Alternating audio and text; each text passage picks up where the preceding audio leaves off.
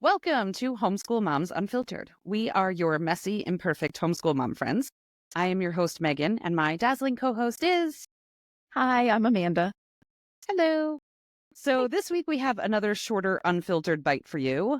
I am still off exploring the world, or at least Europe, with my kids, making loads of awesome memories and new friends at various world school hubs, and secretly hoping that my internet holds up for this podcast episode because... yeah, it's been an adventure in Europe, let me tell you. In the meantime, Amanda is trying desperately to stay above water because she has seriously overcommitted herself with volunteer work for the month of December. So here we are. Yeah. Yep, for real. So hopefully December is treating you well and you are making sure to carve out time to take care of you, right? We don't talk about it enough, but it's so important. And if that happens to look like getting some reading in and you want to get a head start on our book club reading, we will dive back into our full book club and longer episodes again in January. You can find the next few books on our social media. Probably Instagram is your best bet. We try. If it's not there, definitely DM us and we'll let you know. But yeah, anything that you need, you can find us on social media, and you can also find us on our snazzy new website, homeschoolmomsunfiltered.com. It's really hard to remember. So challenging, right? So today we are going to be talking about microscopes. We've kind of been going through things that are common homeschool items that if you are not an expert in STEM things, you might look at 700 microscopes on Amazon and be like, what the hell am I supposed to buy, right? So Amanda and I couldn't tell you. Well, at least I can. Can I speak for you, Amanda? Do you know, are you like a microscope expert and you've just never told me? No, I'm pretty certain I bought one of the worst ones from, like, I don't know, Lakeshore Learning or something, right, as our introductory microscope. It is not ideal. We'll put that there. All right, well, then you needed Jazz in your life. So Jazz is our guest today. Welcome, Jazz. Thank you for joining us. Jazz is a homeschool mom, engineer, and STEM genius. So we're just going to kind of step back and let Jazz do her thing, right? So let's start off with age. At what age would you recommend starting to introduce microscopy? Which, yes, I had to look that word up because I am not a STEM person. Well, it really depends on the kid. Some kids kind of start finding interest as young as like 5 in, oh, well, what's this teeny tiny stuff and all that. And really, when it comes to microscopy, if you have a microscope that is not your standard with the kind of the binoculars, right? So you're looking through those little tiny lenses that are on the back of the microscope. Obviously, you're going to need to have a lot more skills to be able to kind of appreciate and use a microscope.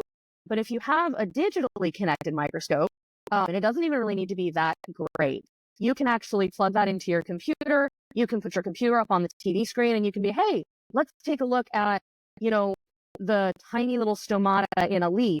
And you can plug in that camera, look at, the stomata opening and closing on that leaf and, really explore that with your young child. Obviously, they're not going to get as much out of it as an older child, but they are still going to find that interesting. And it's introducing them to those concepts at a young age that there is a world beyond what we have, the macro world that we live in. And it can actually be very interesting for them. So obviously, it really depends on the kid. I would say for most kids by the age of like 8 or 9, they can kind of start asking those questions about germs and biology and all of that. And so at that age, then, yeah, definitely start introducing them to a microscope. I mean, obviously, the type that you're going to buy is really going to be dependent on what the interest of your kid actually is, because if you're trying to look at teeny tiny cells and DNA and all that, you're going to want a microscope that can look at stuff that's smaller, versus if you're trying to look at electronics, you're going to want one that can hold the electronic board and have those capabilities as well.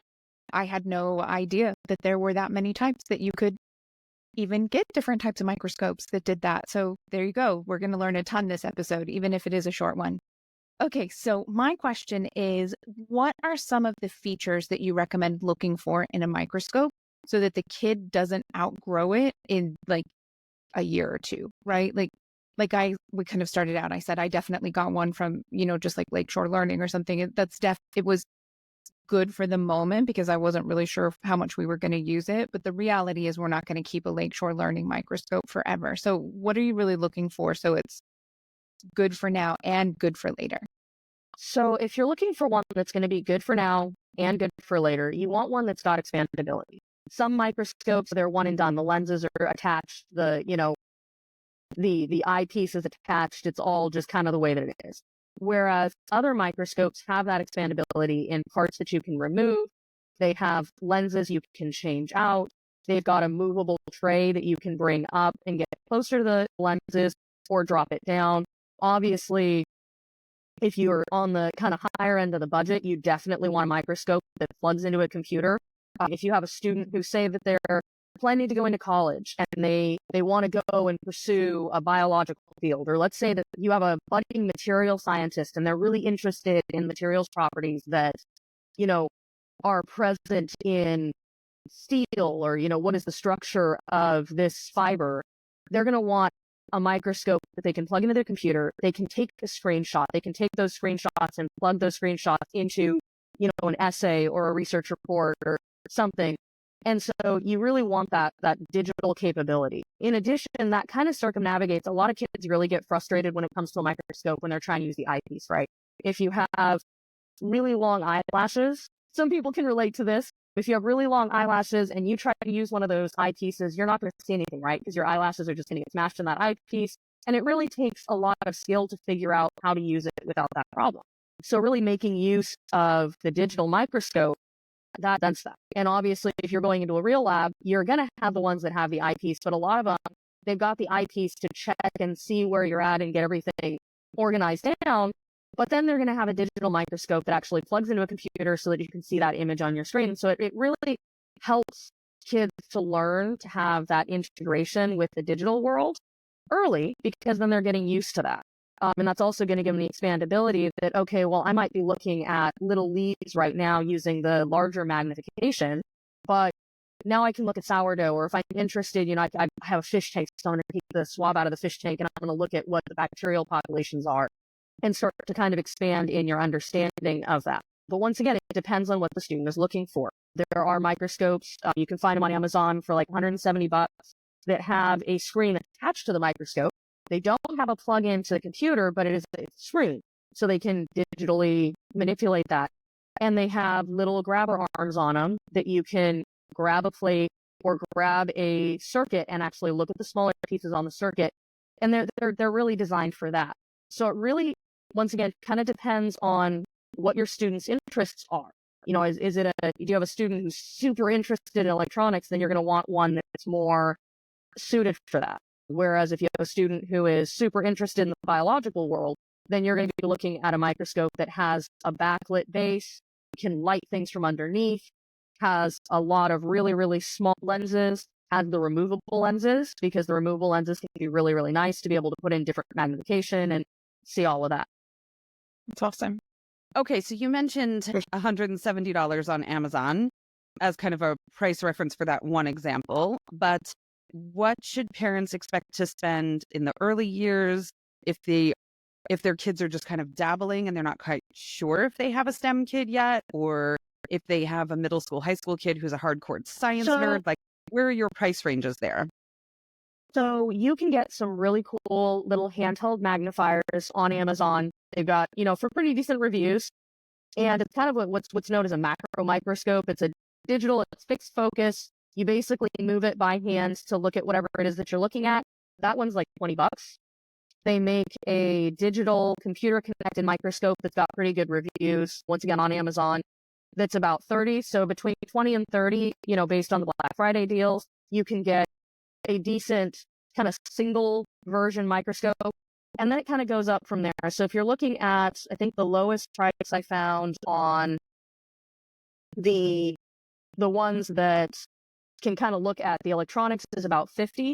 And then from there, I think the first one that connects to, but it's a real microscope. So it's one of the ones that has, it looks like the classic microscope. It's a trinocular. That one's about $200. So that one is connected. It has the removable pieces. It's got, a camera. Obviously, it's not going to be your several $1,000 microbiology lab microscope, but it's one that's going to be a lot more reasonable for an older kid looking to kind of get into that skill set and it's more interested in the biological sciences. That one does have a backlight, I believe, and a movable plate. So that's gonna give you all of that. Obviously, the reason you want a backlight on a microscope is so that you can light the cells from underneath and see what's actually happening inside the cell. So once again, if your student is interested in the electronic side of it, circuit boards are okay. So you don't need that backlight, so you can get away with a slightly cheaper microscope. It's going to be between $40 and maybe $150 for one that'll do what you want it to do. Those are great points. Okay, so for kind of a general wrap up, say someone is wanting to do this for like a holiday gift or a birthday gift, and you're wanting to get a microscope, but you also want to add in a few accessories. Are there any accessories that you would recommend to make the experience something that your kid is going to be like, oh, I want to do that, not an experience where you're like, okay, now get out your microscope. I don't care if you don't want to use it. Like, we're using the microscope today. Like, are there any accessories that are going to just make it more enjoyable for everyone? Okay. So some big ones would be some Petri dishes. You would want the slides, some little disposable. They sell them for like $5 a box for about 2,000 of them. The little plastic rubber droppers that allow you to kind of take samples of things and drop the little tiny drops. And because they're plastic and they're disposable and they're super duper cheap, if you have a younger student and they accidentally break one or they accidentally destroy one, you're not going to be as sad about that as if you go and spend a lot of money on something that's made of glass, one of those really nice glass droppers and all that. You're probably going to be a little bit more sad that it got damaged than the plastic type. Some pigments and some dyes so that you can dye and pigment the cells and stuff like that can be really useful. And then if you're looking at a student who's really interested in electronics, you can couple that with a book about basic electronics. You can couple it with soldering iron and some solder and all of that, so they can kind of take those parts apart and look at them under your microscope and see what those parts look like. And then if you're talking about say your budding botanist is really interested in soil science and plant sciences and all that, get them some organic soil and a plant. That'll give them something to grow and to experience and do all that. You can get them a bonsai kit, you can get them a seed kit, something that they can actually look at and explore under those microscopes and kind of see underneath it. And then that's also tied into their interest, because if they're interested in this topic, then that allows you to introduce, okay, well, let's do the microscopy on. Guess what? We can actually look at the teeny tiny components in in that semiconductor device you have, so we can pry it open and look at what's inside. Or we have a leaf over here, and I know you're super interested in botany, so let's go cut a mint leaf off of the little plant that you just got, and let's cut it open and let's look at the seed, the inside of that leaf. Let's look at the chlorophyll. Let's look at the cells. Let's explore that and actually get to see it for real. And then if you have a textbook that's talking about those topics, then obviously then you can tie that topic into the textbook of, oh, well, your textbook was talking about, the teeny tiny leaf cells within that leaf. Now let's pull that over and let's actually look at that cell on the microscope and, cut it apart. So it depends on what you're using the microscope for, but that kind of gives you some ideas of, okay, well, you want some tweezers and some soldering irons and some things over here for the electronics. So that would be tweezers, soldering iron, kind of some solder, the grabber arms and some of the tools that you're going to want for electronics, obviously. And then on the other side, then you're going to want, the lights and the dyes and the Petri dishes and all of that for your student who's interested in the biological sciences. That's great.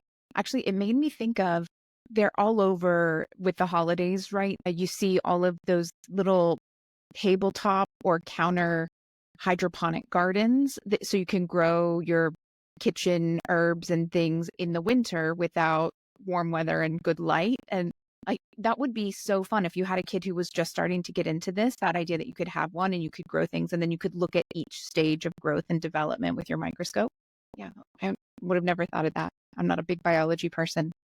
I was thinking of the grow your own mushroom kits, because I have foodies and my daughter loves rare and exotic mushrooms and all that. She'd come home from the farmer's market all the time with some $30 mushroom, that she bought, and figure out different ways to cook it and stuff. So mushrooms are just beautiful. The the artistry of mushrooms is amazing. So those would be pretty fun too. That also ties into using microscopes for art, because especially if you have a digitally connected one that can take snapshots, there's a lot of people that will take things like mushrooms or, the spores and everything, and they'll zoom it way in, and then they'll actually dye it so you can see that all dyed up, and then light it up underneath and take photographs. And it's a type of photography that they'll actually do microscope photography.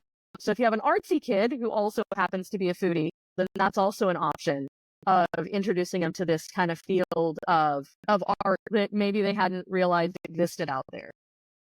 Yeah, Super I didn't fun. realize that existed. And we talk about all the time leaning into kids' interests. So if you have a kiddo who's not super into science, but they are art, there's your entree into science, right? There's how you make it applicable to a kid who's more creative than scientific.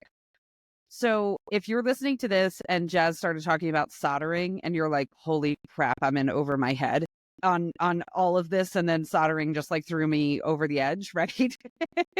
You can pair any of the stuff that Jazz just shared with us with one-on-one tutoring if you want to. So Jazz offers tutoring. So if you're like, my kid is so into this and I don't have a clue where to start, and they want to learn soldering and they want to learn electronics and biology and all this stuff, holy cow, right? Amanda's like, where on earth do I start? Anything STEM engineering, go to Jazz. She's amazing. So we are going to, in our description for the podcast episode, there's a $10 off coupon. If you want to go purchase a gift card to go with a gift, or just an experience for your kiddo to go do tutoring, you can do one-time sessions. You can do multiple sessions.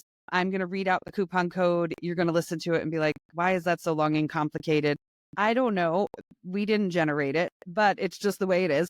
Don't stress. It's in the description. You can copy and paste it. So it's of Cure Jazz STEM 10. Horrible. Okay. OFCURJAZSTEM 10. It's in the description. Copy and paste it. Okay. Yeah. All right. So as long as we're on a roll with coupons, we have a little bit easier one to remember. Our Patreon memberships are on sale through January 4th. That's kind of a special holiday discount, right? So for the first month, you can get 50% off if you use the code BITE50. That's BITE, because you're listening to one of our unfiltered bites. So BITE 50. Just use that code at checkout for 50% off your first month with full Patreon membership. And again, we'll make sure we put the link in the description. It'll have both the code there for you, because we don't expect you to actually remember it while you're listening. And it'll have all the details about what you get at the different levels when you join our community. Yeah, I think that was all we had. That's it for us for today. Hopefully you enjoyed and you learned something new. I know I learned a ton of new stuff. This is not my wheelhouse. But if you have any specific questions, please feel free to drop your questions about microscopes or the specifics around your unique situation in the comments wherever you're listening, or on our social media. You can DM us if you want to keep it private. You've got a kid on social media as well, and you don't want them to know you're asking about their microscope Christmas or Hanukkah present. And we will loop Jazz in to help make sure we get your questions answered. And in the meantime, happy homeschooling. Have an awesome day. And thanks for joining us, Jazz. Absolutely.